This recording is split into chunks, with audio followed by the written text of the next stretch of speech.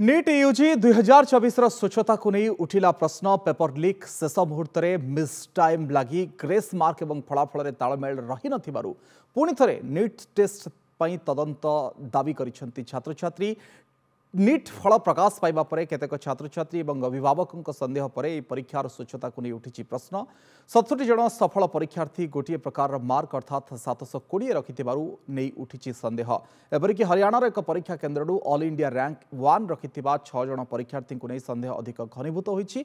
यह गोटे केन्द्र परीक्षार्थी माने 720 रु 720 मार्क रखिथिबारु परीक्षार स्वच्छता नहीं संदेह सृष्टि होइछि। काउंसलिंग आरंभ पूर्व परीक्षा नहीं रहिथिबा द्वंद्व दूर करबा पई अनेक अभिभावक नेशनल टेस्टिंग एजेंसी को अनुरोध करिथिबा जणा जाइछि। सेहिभଳି 718 और 719 मार्क रखिथिबा छात्र छात्री को नहीं अनेक प्रश्न देखा देछि।